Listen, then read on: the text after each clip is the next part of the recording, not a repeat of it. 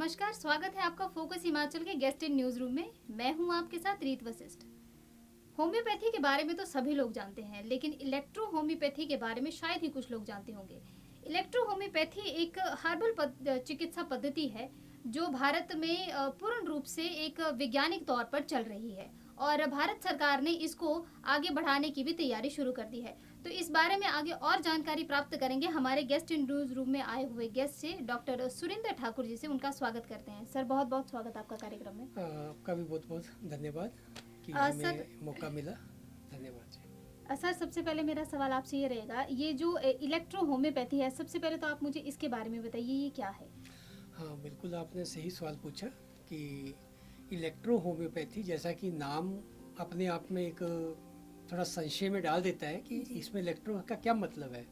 तो मैं बताना चाहता हूँ कि जैसे अन्य चिकित्सा पद्धतियाँ हैं, उसी तरह से ये भी एक चिकित्सा क्षेत्र की एक पद्धति है, इलाज पद्धति है। तो इलेक्ट्रो होम्योपैथी में अगर हम बात करते हैं ये क्या है, तो मैं बताना चाहता हूँ कि इलेक्ट्रो होम्योपैथी एक हर्बल आधारित चिकित्सा पद्धति है। इसकी 100% जो दवाइयाँ हैं वो वनौषधियों से प्राप्त जो अर्क होते हैं, एसेंस होते हैं, उनको वैज्ञानिक तरीके से हम इनको एक्सट्रैक्ट करते हैं और उनको अलग अलग फार्माकोलॉजिकली जो फॉर्मुलेशन है इसकी, उसके आधार पर इनकी बेसिक 38 मेडिसिन बनाई जाती हैं। जो 38 मेडिसिन जो है वही हमारी जो ठीक करने का, रोगों से लड़ने के लिए वो पर्याप्त हैं। तो जितने हमारी बॉडी के सिस्टम है, हम जैसे कि पूरी बॉडी का एक डिवीज़न करते हैं, तो उसमें 9 सिस्टम जो है प्रमुख रहते हैं। जैसे आप मोटे तौर पे जानते ही होंगे, digestive system, nervous system, muscular system, ठीक है, एक्सक्रीटरी सिस्टम, फिर कार्डियोवास्कुलर सिस्टम, इस तरह से जो सिस्टम है, स्केलेटल सिस्टम। तो मैं ये आपको बताना चाह रहा हूँ कि ऐसे हमारे 9 सिस्टम है मुख्य भाग। तो 9 सिस्टम के आधार पर ही इसके जो फाउंडर फादर रहे हैं, काउंट सीजर मेटे, उन्होंने इन दवाइयों को उसी 9 सिस्टम के आधार पर ही बनाया। और ख़ास करके उनकी जो अंदर जो एक असंतुलन पैदा हो जाता है, इम्बैलेंसिंग बन जाती है, उस सिस्टम के अंदर उन्होंने मुख्य भाग में देखा कि हर पद्धति के कुछ अपने असूल होते हैं, तभी पद्धति वैरी करती है, डिफरेंट मतलब उसका जो सेगमेंट बनता है। तो इस पद्धति में उन्होंने मुख्य तौर पर जो है 2 चैतन्य पदार्थ, जिसे हम लिम्फ और ब्लड बोलते हैं, यानी कि ब्लड और लिम्फ, रक्त व रस, तो जो हमारे शरीर के अंदर निरंतर भ्रमण करते हैं और उन्हीं के माध्यम से पूरे शरीर के अंदर जो भी पोषक तत्व हैं, जो हम भोजन के माध्यम से खाते हैं, फिर जो उसके आगे जो एसिमिलेशन होती है, यानी कि उसकी जो डाइजेशन के बाद जो क्रियाएं होती है, वो पच करके कहाँ जाता है, वो मांस, मज्जा, वीर्य जिसे हम बोलते हैं, उसी तरह से हमारे शरीर के विभिन्न अंगों में वो जाके समाहित हो जाता है। तो उसमें जो ब्लड के अंदर जो कंटेंट जाते हैं, वो ईच एंड एवरी सेल, जो हमारे बहुकोशिकीय हमारा शरीर है, इसकी हर कोशिका तक जो वो तत्व पहुँचते हैं, तो उनको पहुँचाने का ये कार्य ये ब्लड और लिम्फ के द्वारा होता है। तो फाउंडर ने इन्हीं 2 तत्वों को ही इसका आधार माना। और मैं यहाँ ये कहना चाहूँगा कि इलेक्ट्रो होम्योपैथी का जो बेसिक प्रिंसिपल, जिसका मूलभूत सिद्धांत बोलते हैं, वो यही है, ब्लड एंड लिम्फ, रस, रक्त व रस। तो इसमें दोनों में असंतुलन आ जाए तो व्यक्ति बीमार होता है, अगर आप इसमें साम्य अवस्था कायम कर ली जाए तो व्यक्ति स्वस्थ होता है। तो ये इलेक्ट्रो होम्योपैथी की बेसिक मतलब फिलॉसफी है।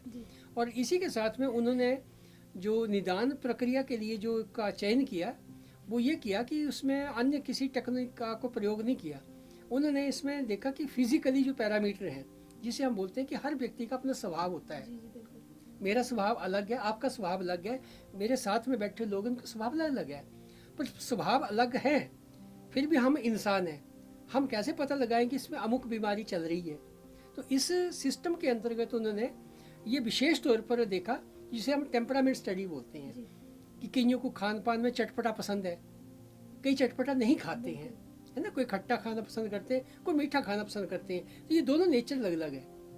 यहीं से ही व्यक्ति का जो है विशेष तौर पे बीमारियों का भी आकलन हो जाता है कि अमुक खाने के वाले व्यक्ति में कौन सी बीमारियां लग सकती हैं या होने की अंदेशा है, और अमुक बीमारी किस प्रकार की मतलब जो खान पान वाले व्यक्ति को हो सकती है। तो इसी तरह से उन्होंने इसका एक निदान प्रक्रिया भी अपनाई।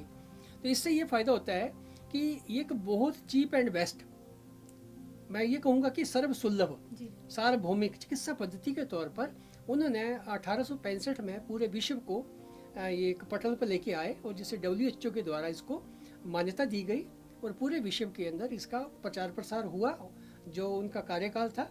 बट लेटर एंड सूनर जो परिस्थितियाँ बदलती जाती हैं, आज भारत में स्थिति कुछ अलग है, जिसके बारे में आज जो भी दृश्य सामने आ रहा है कि भारत में इलेक्ट्रोहोम्योपैथी की आज जो स्थिति बनती जा रही है वो एक बहुत अच्छी और बढ़िया तरीके से सामने आई है, जिसको सरकार भी आज गंभीरता से ले रही है। और इसके ऊपर एक केंद्रीय जो रिसर्च समिति होती है, एक एक्सपर्ट कमेटी है, वो गठित की गई है और जिसके द्वारा जो रिपोर्ट तैयार कर ली गई है। आशा करता हूँ कि भविष्य में अन्य पद्धतियों की भांति ये भी मान्यता प्राप्त पद्धति के तौर पर शासकीय स्तर पर काम करती हुई आपको देखने को मिलेगी। सर, जैसे आप 20 से 22 साल हो गए हैं आपको इस चिकित्सा पद्धति में, तो इस वक्त भारत में इसका क्या स्तर है? हाँ, बिल्कुल ये भी बात सही है कि कोई भी पद्धति किसी एक देश की या एक छोटे सेगमेंट में नहीं रहती है। पद्धति का मतलब ये होता है कि वो एक पूरा ग्लोबलाइजेशन होता है इसका। ठीक है, जो ये काउंट सीजर मेटेज जिन्होंने इस पद्धति की खोज की थी या यूँ कह लीजिए आविष्कारक थे, तो उन्होंने इस पद्धति का जब पदार्पण समाज के लिए किया तो बेसिकली वो इटली के थे। पर ये पद्धति पूरे यूरोप के साथ साथ पूरे अमेरिका, पूरे एशिया महाद्वीप में इसका प्रचार प्रसार हुआ। भारत में इसका जो प्रचार प्रसार का जो शुरुआत हुई उसके बारे में साक्ष्य है, इसमें कोई दो राय नहीं है। 1880 से 1882 के दरमियान जो आज का जो मंगलुरु जिसको हम बोलते हैं, जिसको पहले इसको मैंगलोर बोलते थे, उस शहर से इसका पदार्पण हुआ। वहाँ पर पहली इलेक्ट्रोहोम्योपैथी की जो क्या कहते हैं लेपर्सी हॉस्पिटल की स्थापना मैटी जी के सौजन्य से हुई, काउंट सीजर मैटी के सौजन्य से, और वहाँ पर इलेक्ट्रोहोम्योपैथी से ट्रीटमेंट शुरू हुआ।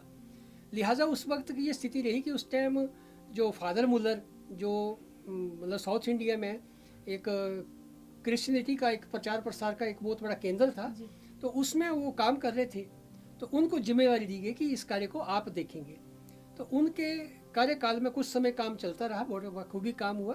पर जैसे ही काउंट सीजर मैटी जी की मृत्यु हो जाती है 1896 में, उसके बाद उस कार्य में थोड़ा धीमापन आया। पर तब तक बहुत सारे ऐसे लोग थे जो उस पद्धति से जागरूक हो चुके थे, सीख चुके थे, और ज़्यादातर होम्योपैथी के लोग थे वो इलेक्ट्रोहोम्योपैथी की दवाइयों का प्रयोग साथ करते थे। क्योंकि जहाँ होम्योपैथी की दवाइयाँ उनको लगता था कि रिजल्ट तो उनको देती थी, पर लगता था कि कहीं हम कंफ्यूज हो रहे हैं, तो इलेक्ट्रोहोम्योपैथी बहुत सिंपल पैथी है। इसको आम आदमी एक जनरल स्टडी भी कर ले तो वो भी इसको प्रयोग कर सकता है। इसमें कोई टिपिकल एजुकेशन लेने की ज़रूरत नहीं है, मतलब बहुत ज़्यादा डिस्टर्ब होने की ज़रूरत नहीं है। तो मेरा मानना है कि इलेक्ट्रोहोम्योपैथी को वैसे ही लोग उस टाइम प्रयोग करते थे, साथ साथ होम्योपैथी के साथ इलेक्ट्रोहोम्योपैथी का भी। पर अल्टीमेट क्या हुआ, इसकी कुछ प्रशिक्षण के केंद्र भी खुले। तो उन केंद्रों को खुलने से क्या हुआ कि अलग अलग जगहों पर जब प्रशिक्षण होने लगा, तो बहुत सारे जो उस टाइम के जो लोग थे इसमें प्रशिक्षित हुए, उन्होंने स्वतंत्र रूप से इसका जो है वो अपना क्लिनिकल प्रैक्टिस शुरू की। और ऐसा बताया जाता है कि सन 1920 में हिंदुस्तान में पहला जो एक स्वतंत्र के उस टाइम भारत गुलाम था, पर 1920 में पहली जो एक नेशनल यूनिवर्सिटी फॉर इलेक्ट्रोहोम्योपैथी की स्थापना भी 1920 में डॉक्टर नंदलाल सिन्हा, जो मूलतः वो भी होम्योपैथ थे, पर उन्होंने उसकी स्थापना की विशेष इलेक्ट्रोहोम्योपैथी के लिए। क्योंकि इलेक्ट्रोहोम्योपैथी के अंदर वो जो सेंटर कानपुर का डेवलप हुआ वो कैंसर हॉस्पिटल के नाम से डेवलप हुआ।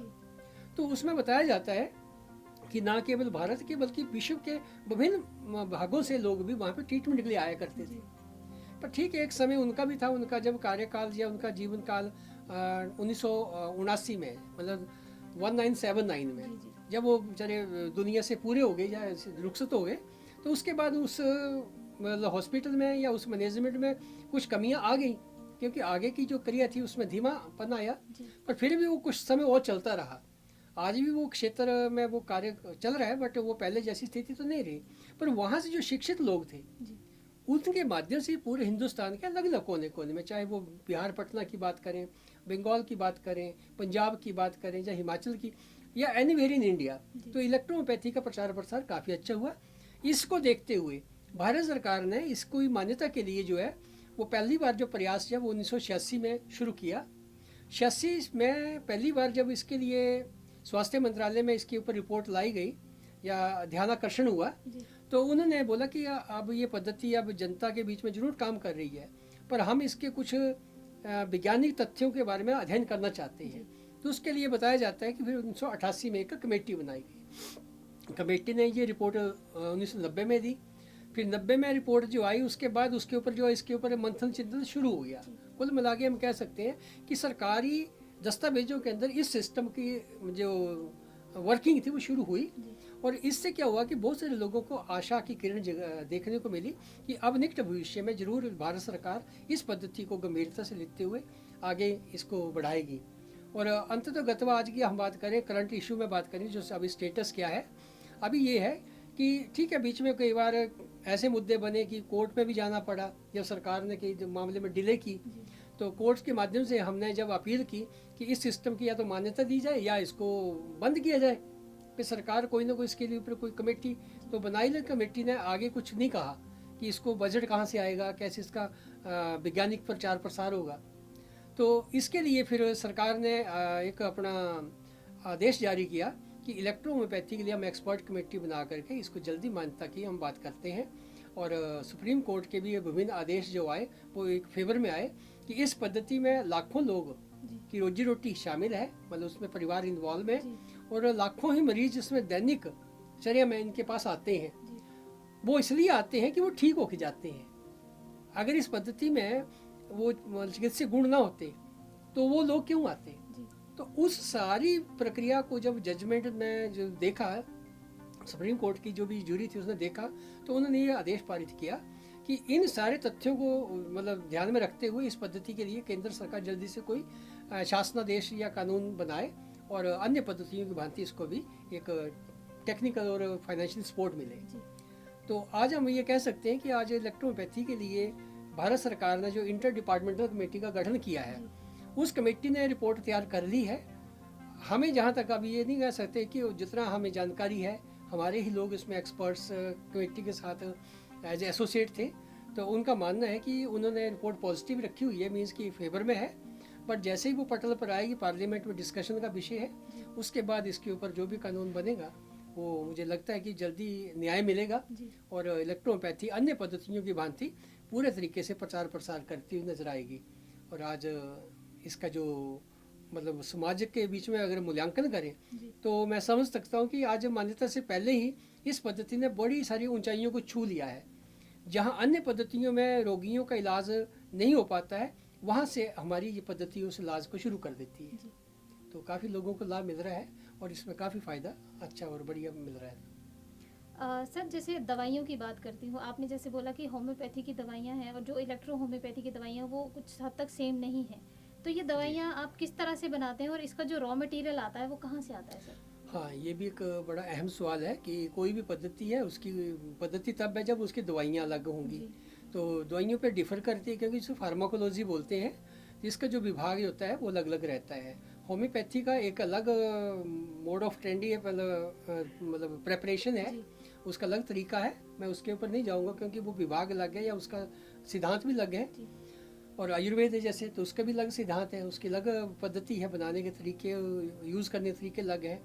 और एलोपैथी के बारे में तो सब कुछ जानते ही हैं कि वो एक 100% केमिकल बेस्ड मेडिसिन है, तो उनकी भी अलग मतलब एक शैली है काम करने की। हम आते हैं इलेक्ट्रोपैथी के बारे में। इलेक्ट्रोपैथी 100% हर्बल बेस्ड चिकित्सा पद्धति इसलिए है क्योंकि इसके जो 114 मुख्य प्लांट जो है इसमें लिए जाते हैं, और 114 प्लांट के जो यौगिक हैं, क्योंकि ये दवाइयाँ यौगिक में बनती हैं, मतलब एक से ज़्यादा प्लांट्स का मिश्रण होता है इसमें, तो उसके अनुपात तय किए गए हैं कि किस अनुपात में कौन सा पौधा, उसके अशंस उसमें डालने हैं और उसके आधार पर उन दवाइयों को बनाना है। तो इसके जो प्रोसेस है इसे स्पैजेरिकल कोहोवेशन मेथड बोलते हैं, स्पैजेरिकल कोहोवेशन मेथड। तो ये स्पैजेरिकल कोहोवेशन मेथड एक ऐसी प्रक्रिया है, इसमें क्या होता है कि जो हम प्लांट लेते हैं, जो भी हर्ब्स लेते हैं, फ्रेश प्लांट लेते हैं, इसमें पहली बात तो ये याद रखिएगा, और वो भी बल्क में नहीं लिया जाता। मिनिमम प्लांट लेकर के, अगर मैं उदाहरण के लिए कहूँ कि अगर हम 3.5 से 5 किलो मटेरियल लेते हैं तो उसमें इन करोड्स में उसकी डोजेज बनती हैं, इन करोड्स में डोजेज बनती हैं, तो समझ सकते हैं कि उसका कितना बड़ा बेनिफिट है, क्योंकि ये इको फ्रेंडली सिस्टम है। तो इसमें हम क्या करते हैं, उसके एक्सट्रैक्ट करते हैं पहले। एक्सट्रैक्शन में क्या होता है, उसका जो बायो एनर्जी रहती है, जिसे हम बोलते हैं ना volatile part of the plant, जो जिंदा शक्ति है, जी उसको आसवीकरण के माध्यम से हम सेपरेट करते हैं। उसके बाद जो फ्लास्क में जो बचता है रेजिड्यू, उसको हम फेंकते नहीं हैं, उसको फर्मेंट करने के लिए रख देते हैं। जो फर्मेंटेड मटेरियल हो जाता है तो उसके बाद उसको सीव आउट किया जाता है, फिल्टर किया जाता है। फिल्टर के बाद उसमें आप देखेंगे कि उसका रंग जो है वो कम से कम गाढ़ा मटमैला से दिखेगा। जी जी उसका पीछे कारण क्या है, क्योंकि उस प्लांट के अंदर जितने भी हैवी मेटल्स होते हैं जी वो उसके अंदर एक्सट्रैक्शन में आ जाते हैं, बट उनको कंटेन डायरेक्ट यूज़ नहीं किया जाता, जी क्योंकि ऐसा करने से बॉडी को डैमेज हो सकता है, जी क्योंकि उनकी अलग अलग मोलिकुलर वैल्यू होती है। क्योंकि उनका जो बायोमास है वो अलग अलग होता है, हर एक की अपनी मोलिकुलर एक अलग, जैसे हम कहते हैं कि उसके अंदर जो भी उसका बायोमास रहता है वो डिफरेंट होता है। तो बॉडी के सेल को केवल डैमेज करता है, तो उसको फिर रीफिल्टर किया जाता है, तो उसे रीडिस्टिलेशन बोलते हैं। तो बार बार रीडिस्टिलेशन करने से क्या होता है कि उसका जो कलरफुल मटेरियल था वो धीरे धीरे डिस्कार्ड होते हुए वो बिल्कुल ट्रांसपेरेंट पानी जैसा आपको कलेक्ट हो जाएगा आपके फ्लास्क में।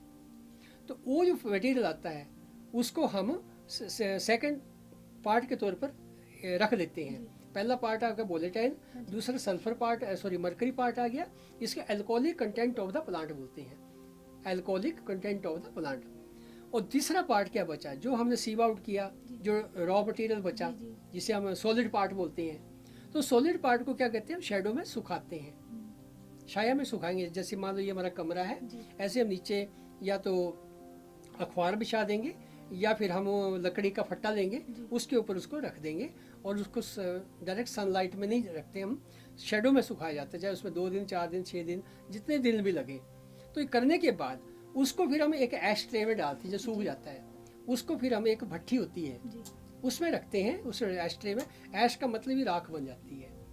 तो उसका 250 से 300 डिग्री सेंटीग्रेड टेम्परेचर के बीच में जब उसको रखा जाता है तो उसमें काफ़ी सारे कार्बनिक कंटेंट जो होते हैं वो डिस्कार्ड हो जाते हैं, तो राख बन जाती है।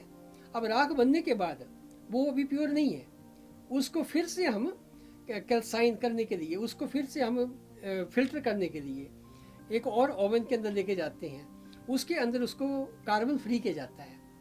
जब उस कार्बन फ्री करने के बाद जब आप देखते हैं जो राख जो हमारी 100 ग्राम या 50 ग्राम थी, वो बाद में आपको माइक्रोग्राम के अंदर नजर आएगी। उसमें जितने भी एलिमिनेट होने थे मटेरियल, हैवी मेटल्स, जी, वो सारे खत्म हो जाते हैं। फिर जब ये तीनों चीज़ें सेपरेट होगी, this is the way of preparation. जी तो जब तीनों चीज़ें सेपरेट होगी, first volatile content of the plant, जिसे उड़नशील द्रव्य बोलते हैं, जी दूसरा जो मैंने बोला alcoholic part of the plant, जी तीसरा आ गया साल्ट पार्ट, जी। Solid part. फिर तीनों को क्या कहते हैं, रीयूनिफिकेशन करते हैं, सेपरेट सेपरेट आगे जी रीयूनिफिकेशन करते हैं। रीयूनिफिकेशन के बाद इसको हम एक 20 से 15-25 दिन के लिए हम गैस स्टेशन के लिए छोड़ देते हैं। जैसे कि हम गैस स्टेशन इसलिए हम आपको शब्द का प्रयोग करेंगे, साइंटिफिक है, जैसे कि किसी भी का भी जब रिप्रोडक्शन होता है, हाँ जी ठीक है ना, मेल एंड फीमेल के जब ओवा एंड स्पर्म का मिलन होता है जी। तो जाइगोट बनता है और एक 9 मंथ के बाद एक स्वस्थ बेबी डेवलप होता है। जी तो यहाँ पर भी वही प्रक्रिया शुरू होने वाली है। मैं आपको बिल्कुल क्लियर साइंटिफिक बताने पा रहा हूँ इस बात को। ये लॉजिक बहुत समझने वाली चीज़ है, जिसको बहुत सारे लोग नहीं समझ पाते जी। हैं ऐसे चलती बातों में, लेकिन मैं वैज्ञानिक तौर पर आप इसको खुद भी देख सकते हैं लैब के अंदर कि कैसे काम होता है। तो जो उसके अंदर एक अलग पृष्ठभूमि जो डेवलप होती है, जी क्योंकि तीनों चीज़ों का फिर रीमिक्सिंग होती है, तो उसके बाद उनको फिर फिल्टर किया जाता है, फिर फिल्टर किया जाता है। देन आफ्टर उसको टाइट्रेशन की जाती है 1:9 रेशियो में, ठीक है। वो टाइटर किया जाता है जो 1:1 पार्ट ऑफ दैट पर्टिकुलर जो हमारा मटीरियल जी और 9 पार्ट डिस्टिल वाटर, उसको ब्रेक किया जाता है। तो उससे क्या होता है, जो उसको तोड़ा जाता है 1 2 3 करते हैं, D1 D2 D3 बोलते हैं, क्रूड फॉर्म, फिर उसका सब्सटेंशियल फॉर्म, फिर बोलते हैं ओरिजिनल स्पेसिफिक एसेंस। जो ओरिजिनल स्पेसिफिक एसेंस होता है वो पार्ट जो होता है वो यूजेबल होता है, वो डोज के अंदर काम आता है। उसके बाद फिर डोज बनती है, जी फिर डोज जो होती है फिर वो हम वन डे से ले बच्चा जो पैदा हुआ है और 100 साल के लिए उसकी उम्र के लिहाज से हम उसकी डोसोलॉजी तय करते हैं। वो डिपेंड करता है फिर आगे बीमारी के अकॉर्डिंग कि किसको कितना देना है, इस तरह से ये सिस्टम डेवलप होता है। तो ये मैंने आपको इसकी साइंटिफिक बैकग्राउंड बता दी और इसका जो प्रोसेस बता दिया जी। कि कैसे दवाई बनती है। और अब ये बात फिर मैं आपको कहना चाहूँगा, 100% plant oriented system of treatment है। जी। इसमें कोई संशय नहीं है, किसी प्रकार का कोई भी बाहरी यानी कि एक्सटर्नल बफरिंग एजेंट का प्रयोग नहीं होता है, बिल्कुल। कोई केमिकल का प्रयोग नहीं हुआ, जी। किसी भी प्रकार की इसमें मतलब जिसे कहते हैं कि एक अडल्ट्रेशन की कोई गुंजाइश नहीं है। जी। 100%। इसी कारण से ये हमारी बॉडी के ऊपर जो एक्ट करता है, प्रॉम्प्ट एक्शन होता है, क्विक एक्शन होता है। That's why it is called electro homeopathy. यही कारण है इसे इलेक्ट्रो, क्योंकि इसके अंदर जो इलेक्ट्रॉन्स इतने तेजी से मूवमेंट करते हैं, इसकी जो अंदर की जो जिसे मोड ऑफ एक्शन कहते हैं, जी। वेरी क्विक फास्ट रिस्पॉन्सिव होता है। जी। जैसे कि हमारी बॉडी के बाहरी अंग पर भी अगर इसकी एक ड्रॉप लगाई तो उसका इन्फ्लुएंस जो है आपको जिस पर्टिकुलर पॉइंट पे कोई प्रॉब्लम है उसके ऊपर एक्ट करेगा। पीने के माध्यम से लो चाहे एक्सटर्नल लो, बोथ आर इक्वल, एक्शन जो है वो सेम रहेगा। जी। तो इतनी प्रॉम्प्ट एक्शन है, बट इसके ऊपर और ज़्यादा clinical trial as well as experiment करने की ज़रूरत है। तो ये तभी संभव है जब हम एक बड़े जो हमारे स्टेट ऑफ आर्ट जो हॉस्पिटल है, अगर वहाँ पर एक क्लिनिकल इसका ट्रायल हो और इसकी पूरी स्टडी की जाए, तो आई थिंक ये ना केवल रुग्ण समाज के लिए एक हेल्पफुल पद्धति होगी, जी। बल्कि हमारे देश के लिए और समाज के लिए बहुत बड़ा कल्याणकारी कार्य जो है इसमें मतलब सिद्ध हो सकता है ये। जी। सर, जैसे आप बात कर रहे हैं ना कि इस तरह से ये काम करती है, आप फर्टिलाइजेशन सारी चीज़ें करते हैं, तो ये रोगियों के लिए किस तरह से काम करती है? और अगर कोई रोगी जैसे हार चुका है अपनी ज़िंदगी से कि डॉक्टर्स ने मना कर दिया है कि अब आगे इनका जीवन नहीं है, तो ये आपके सेंटर तक कैसे पहुंच सकते हैं और कहाँ-कहाँ आपके सेंटर से? जी जी, हमारे सेंटर वैसे तो देखिए, पहले तो पूरे देश की बात करें तो देश के डिफरेंट स्टेट्स में सेंटर रन हो रहे हैं। जी। अगर मैं आप हिमाचल में बैठे हैं, हम यहाँ से बात करते हैं, तो हिमाचल के हमारे विभिन्न मंडलों पर जिला स्तर पर हमारे केंद्र काम करते हैं। जैसे हम नूरपुर की बात करें तो सदुआ में हमारा बहुत ही अच्छा अल्ट्रा मॉडर्न आइकॉनिक इलेक्ट्रोपैथी का सेंटर है। सदुआ बिल्कुल मेन रोड पर है, हाईवे पर। ऐसे ही हमारा यहाँ पे आप नगरोटा बगुमा की बात करें तो धलूं गांव है, जी। वहाँ पर उत्तम इलेक्ट्रोहोम्योपैथी हॉस्पिटल के नाम से बहुत ही एक उम्दा किस्म के यहाँ ट्रीटमेंट चल रही है। दूर दूर से वहाँ लोग आकर के अपना ट्रीटमेंट लेके जाते हैं। ऐसा धर्मशाला में है, श्यामनगर में केंद्र है, ऐसे ही हमारा पालमपुर में है, जी। ठीक है जी, बिंद्राबन कॉलोनी है, हाउसिंग बोर्ड कॉलोनी में, जी, वहाँ जी, पे बहुत जी। अच्छा हमारा सेंटर काम कर रहा है। ऐसे हमारा सेंटर थुरल में है, हमीरपुर में है, जी। ठीक है, नाल्टी में है, बिलासपुर में है, और ऊना के अंब में है, बहुत ही अच्छा अल्ट्रा मॉडर्न सेंटर है। ऐसे हमारे अलग अलग क्षेत्रों में जो है वो बहुत सारे केंद्र काम कर रहे हैं। मैं ये कहना चाहता हूँ कि अगर जिन लोगों को इस बारे में अधिक जानकारी की अगर इच्छा हो और इस पैथी में अगर ट्रीटमेंट चाहते हैं, जी। तो निस्संदेह वो रोगी जो है डायरेक्ट इलेक्ट्रो होम्योपैथी के क्लिनिक को अप्रोच करें। जी। और इसमें ना केवल उनको आशा की किरण दिखाई देगी, बल्कि वो जिस भी प्रॉब्लम से किसी भी रूप में वो परेशान है, जी। उनको फाइनेंशियली भी यहाँ पर एक किस्म की सपोर्ट मिलेगी। ओके। इन द केस की यहाँ पर हम एक्स्ट्रा किसी प्रकार के भी टेस्ट नहीं करवाते हैं, जी। क्योंकि पहले से ही पेशेंट के इतने टेस्ट हो चुके होते हैं या उसकी इतनी रिपोर्टें फाइलें बनी होती हैं। हम उसी को थोड़ा आधार मान करके उसके ऊपर जाते हैं। और मैंने जैसे बताया कि हम टेम्परामेंटल स्टडी को फोकस करते हैं कि उसके पहले कॉजेटिव फैक्टर को देखते हैं कि what is the basic cause of the disease, जी। बीमारी का कारण क्या था, हम उस कारण के ऊपर जाते हैं। हमारे मास्टर ने इसके अंदर एक और इंट्रोडक्शन दी है कि with respect to pulse reading, जी। इनके नाड़ी परीक्षण के माध्यम से भी इसको कोरिलेट किया है जी। कि हमें कैसे पेशेंट की इंटरनल स्टडी करनी है। तो हम उस सेगमेंट को स्टडी कर लेते हैं जी। कि अमुक सेगमेंट में ये प्रॉब्लम आ रही है और उसको कैसे ठीक करना है। तो मेरा बोलने मतलब है कि दवाई बहुत अच्छे एक्शन करती है। जो लोग लाइलाज होके आते हैं या यूँ कह लीजिए कि ठीक नहीं हो पाते हैं, तो इसमें ये रहता है कि जो बॉडी के अंदर इनफिल्ट्रेशन, जी। यूँ कह सकते हैं कि जो वेस्ट मटेरियल बॉडी में जी। रिफिल्टर हो रहा है पर बाहर नहीं जा रहा है, हाँ जी। ठीक है ना। ब्लड के अच्छा सबसे ज़्यादा दूषित कौन होगा? ब्लड। बिल्कुल। तो ब्लड को हम प्यूरिफाई करते हैं। हाँ जी। अब प्यूरिफाई करेगी हमारी मशीन। परमात्मा ने हमें 2 किडनीज दिए हैं, 2 लंग्स दिए हैं, लीवर दिया है, ठीक है ना, जी। इंटेस्टाइन्स दिए हैं अच्छा अच्छा खाने और पचाने के लिए। तो हमें ये सारा फोकस ऑटोमेटिकली, क्योंकि बॉडी के अंदर है सारा, जी। तो इन्हीं सिस्टम के अंदर जो कमी आ रही है जी। हम उसको दुरुस्त करने की कोशिश करते हैं। और ये औषधियाँ जो हैं उन पर एकदम स्टिक एक्शन करती हैं कि जहाँ पर भी कोई ऐसे लगेगा कि ओवर रूल हो रहा है कोई, उसको जो है वो रूलिंग के अंदर लेके आएंगी, कंट्रोलिंग करेंगी, जी। रेगुलेट करेंगी। जितनी रेगुलेशन होगी आप उतना जल्दी रिकवर होंगे। और बॉडी के अंदर जितना आपका वेस्ट मटेरियल एक्सक्रीट करेगा, बाहर निकलेगा, चाहे वो वोमिट के थ्रू हो, चाहे स्वेटिंग के थ्रू हो, चाहे यूरिनेशन के थ्रू, चाहे फीसिस के थ्रू हो, तो ये हमारे सारे के माध्यम है। तो इस तरह करने से, और फिर हम थोड़ा डाइट मैनेजमेंट करते हैं। स्वाभाविक है कि पेशेंट को क्या दिया जाए क्या ना दिया जाए, डूज एंड डोंट्स, वो भी हमारा पूरा ध्यान रहता है। तो ताकि ऐसी चीज़ें ना उनको हम दे रहे हों कि जिससे उनकी बीमारी बढ़ रही हो ठीक होने के बजाय।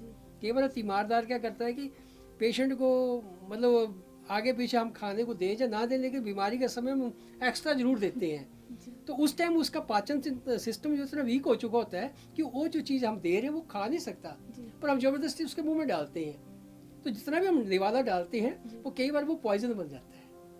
तो ऐसी स्थितियां हम ना पैदा करें और हमें एक अच्छे डॉक्टर से काउंसिल करने की ज़रूरत रहती है। तो इलेक्ट्रोहोम्योपैथी के अंदर इन चीज़ों का बहुत ही अच्छा निदान और उपचार है, ये संभव है। तो मैं आशा करता हूँ कि जिन भी लोगों को हमारी ये बात पसंद आएगी और हमारे इस प्रोग्राम को देख रहे होंगे, जुड़ेंगे, तो डेफिनेटली उनको इस चीज़ से फ़ायदा मिलेगा। और इलेक्ट्रोहोम्योपैथी जो हर्बल चिकित्सा पद्धति है पूर्ण रूप से स्वस्थ और 100% जैसे कहते हैं कि साइड इफेक्ट लेस, दुष्परिणाम रहित, ये एकमात्र चिकित्सा पद्धति है। और मैं ये भी शब्दों में कहना चाहूँगा अंततः कि ये एक प्योर वेजिटेरियन चिकित्सा पद्धति है। इस पद्धति में कोई भी व्यक्ति जो सात्विक स्वभाव का है, चाहे वो जैसे कहते हैं वेज और नॉन वेज जो भी है, नॉन वेज तो कुछ भी ले सकते हैं, पर वेजिटेरियन जो नॉन वेज में नहीं जाते हैं, तो इस पद्धति में मैं समझता हूँ कि उनको बहुत ही अच्छी राहत मिलेगी। और पानी जैसी दवाई दिखती है और पानी में डाल के लेनी होती है, इतना प्रॉम्प्ट एक्शन करती है, पता ही नहीं चलता कि रातों रात हमारा वेट लूज कैसे हो गया, हमारा थायराइड कैसे ठीक हो गया, किडनी के फंक्शन जो किडनी लेवल हाई होता है कैसे डाउन हुआ, कैसे किडनी रीफंक्शन में आ गई, जबकि किसी को कह दिया होता है कि ट्रांसप्लांट कराना है, इतना लाखों रुपए लगेंगे, पर उसकी क्या गारंटी है। तो ये बहुत सारे सवाल होते हैं। अच्छा, हर किसी के बस का बात नहीं है कि ब्लड ग्रुप मैच करेगा नहीं करेगा, उसका कौन सा फैक्टर मैच करेगा नहीं करेगा, चलेगा नहीं चलेगा, तो ये बहुत सारे सवाल हैं। पर मैं कहता हूँ कि बॉडी को परमात्मा ने जिस भी तरीके से डिज़ाइन किया है, इसको अगर नेचर के लॉ के अकॉर्डिंग ही अगर ट्रीट किया जाए तो 100% ये बॉडी अपना फंक्शन करेगी और अपनी जो उम्र है उसको पूरा करके ही शरीर को हम छोड़ पाएंगे। तो ये हमारी इस पद्धति की विशेषता है और आशा करता हूँ कि इलेक्ट्रोहोम्योपैथी को ज़्यादा से ज़्यादा लोग जो है वो अपनाएं और अच्छे स्वास्थ्य की तरफ आगे बढ़ें। और ये कारगर चिकित्सा पद्धति है, देश समाज के लिए, लोगों के लिए बड़ा एक उच्च कोटि का कार्य है। सर, मेरा आखिरी सवाल आपसे ये रहेगा कि आप ग्रामीण स्तर पर भी काम कर रहे हैं, आप या आपकी टीम कोई जैसे जो नहीं जुड़ सकते हैं इस चीज़ के साथ, तो ग्रामीण स्तर पर किस तरह से काम कर रहे हैं? बिल्कुल, हम इस पद्धति के प्रचार प्रसार के लिए हमारा जो एसोसिएशन है, हिमाचल इलेक्ट्रोहोम्योपैथी डॉक्टर एसोसिएशन, ये विगत 23-24 साल से मतलब मार्केट के अंदर काम कर रहा है। हम अपने अलग अलग एरिया में जा कर के जो भी वहाँ के प्रधान रहते हैं या स्वयंसेवी संगठन रहते हैं, उनके साथ ताल्लुका मतलब मेल मिलाप करके कैंप का आयोजन करते हैं। अवेयरनेस कैंप रहते हैं, जागरूकता कैंप, और उनको फ्री मेडिसिन का मतलब ये होता है कि उनको उस टाइम हम तत्कालिक तौर पर कुछ एक रेमेडियल भी देते हैं, ट्रीटमेंट भी देते हैं, ताकि उनको समझ में आए कि ये पद्धति या इस प्रकार की दवाई है। कई बार लोग उसे सीरियस लेते हैं, कई बार नहीं लेते हैं, पर जिनको पता चलता है कि ये अमुक ये पानी जैसे दिखने वाली दवाई अगर हम ली और इससे मुझे फ़ायदा हुआ, तो डेफिनेटली वो तो आते ही हैं, पर वो और भी परिवार के लोगों को लेके आते हैं। तो ऐसा ग्रामीण में हमारा बड़ा अच्छा प्रोग्राम चला हुआ है। और आज की डेट में पूरे हिमाचल के अंदर इस साल में ये जो हमारा 2000 फाइनेंशियल ईयर जो चला है, अप्रैल 2023 से 31 मार्च 2024 तक रहेगा, इसमें हमने एक प्रण किया हुआ है, हमारा प्रस्ताव पास है इसमें कि हम पूरे हिमाचल के अंदर हर जिले पे और जहाँ जहाँ भी हमें डिमांड आएगी हम अपने कैंप लगाएंगे। अभी मैं आपको बता दूं कि पिछले दिनों में हम सदमा नूरपुर, अपना तियारा कांगड़ा, धर्मशाला, अपना रड नगरोटा बगुआ का एक पंचायत एरिया पड़ता है, वहाँ पे हम कैंप लगा चुके हैं।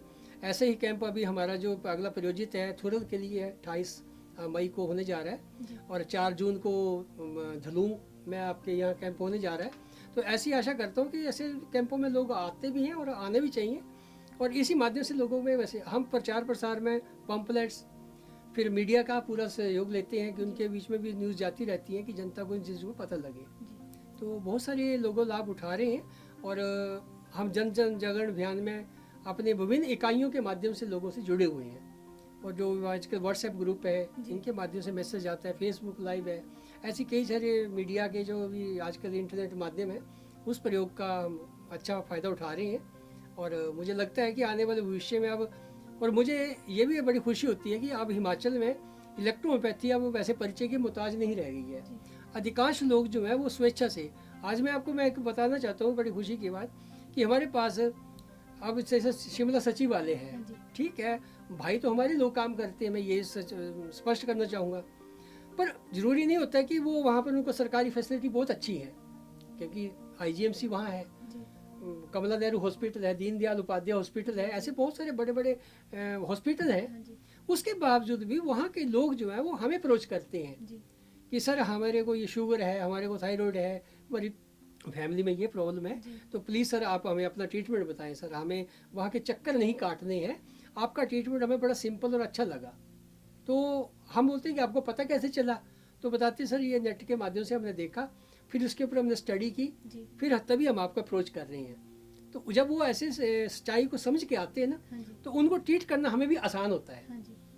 तो मुझे ऐसा लगता है कि ऐसी अवेयरनेस आ जाए तो हमारा ये काम आसान हो जाएगा। तो इसमें मीडिया का बहुत बड़ा रोल है, जो हम उसके लिए सैल्यूट करते हैं, उनका साधुवाद करते हैं कि उनके सहयोग से ही आज हम यहाँ तक पहुँचे हैं। और हिमाचल आज हिंदुस्तान का एक सुपर स्टेट बन चुका है इलेक्ट्रोपैथी के लिए, और यहाँ की जो जड़ी बूटियाँ हैं विश्व स्तर की हैं, और इनकी गुणवत्ता जो है वो सर्वश्रेष्ठ है। इसके बारे में तो कोई अतिशयोक्ति नहीं है, ये मैं नहीं कह रहा हूँ, ये हमारा वैज्ञानिक का ग्रुप जो CSIR के जो साइंटिस्ट हैं उन्होंने इसके ऊपर रिपोर्टिंग की है, क्योंकि इसकी जो जांच है वो हमारा पालमपुर IHBT सेंटर है CSIR के अंतर्गत, वहाँ रिसर्च हुई है। IIIM जम्मू में CSIR का केंद्र है, जहाँ पे मेडिसिन के ऊपर बहुत बड़ी स्टडी होती है। अभी आपको मैं बताने लगा हूँ कि CDRI लखनऊ में जो सेंट्रल ड्रग रिसर्च इंस्टीट्यूट है, तो लखनऊ में इस वक्त हमारी मेडिसिन की कैंसर के ऊपर ट्रायल चली हुई है। उसके ऊपर एफिकेसी का जो रेट है आप सुन के हैरान हो जाएंगे, अगर अभी मैं बात करूंगा तो कोई भी इसमें बिलीव नहीं करेगा। अन्य चिकित्सा पद्धतियों के द्वारा जो क्लेम किया जाता है कि हमारी मेडिसिन कैंसर के ऊपर, कैंसर सेल के ऊपर 25%, 40%, 50% तक दावा करते हैं कि हमारी दवाई ठीक कर सकती है। इट मे बी, बट ये मैं नहीं क्लेम कर रहा हूँ, ये वो साइंटिस्ट क्लेम कर रहे हैं कि हाउ इज इट पॉसिबल कि there is more than 90% result successful rate in electrohomeopathy medicine. तो ये उनका मानना है, अब इस पे मैं कुछ नहीं कहूँगा। ये वहाँ की रिपोर्ट अभी आने वाली है, जैसी रिपोर्ट आएगी हम आपके सामने विद रिकॉर्ड, अभी तो मैं आपको ऑफ द रिकॉर्ड बात कर रहा हूँ, पर जब ऑन रिकॉर्ड आपको मैं तथ्य दूंगा तो वो आपको सामने वो आ जाएगी। तो जल्दी उसकी रिपोर्ट का इंतज़ार करते हैं और फिर हम आप लोगों के साथ हाजिर होंगे। आपका बहुत बहुत धन्यवाद, आपने हमारी वार्ता को अपने इस शो में पेश किया, रखा और लोगों तक पहुंचाने का जो आपने हमें एक मौका दिया है। मैं आपके इस प्रयास को दिल से सराहना करता हूं और आपको बस सैल्यूट करता हूं, आपके जज्बे को भी, आपके काम को भी। So nice of you. बहुत बहुत धन्यवाद सर आपका हमारे इस कार्यक्रम में जुड़ने के लिए। और जैसे कि होम्योपैथी और इलेक्ट्रो होम्योपैथी की बात जैसे सर ने करी कि दोनों चीज़ें अलग अलग हैं, तो जिन लोगों को होम्योपैथी के बारे में पता था आज उनको इलेक्ट्रो होम्योपैथी के बारे में भी पता चला है कि ये दोनों चीज़ें ही अलग हैं। साथ ही डॉक्टर साहब ने ये कहा कि उन्होंने लाइलाज बीमारियां जैसे कैंसर है, हार्ट डिजीज़ है, इन सब चीज़ों से भी कई लोगों को निकाला है और वो आज अपना एक सुखमय जीवन जी रहे हैं। आपका भी बहुत बहुत धन्यवाद हमारे साथ जुड़ने के लिए। तब तक देखते रहिए फोकस हिमाचल। जय हिंद, जय हिमाचल।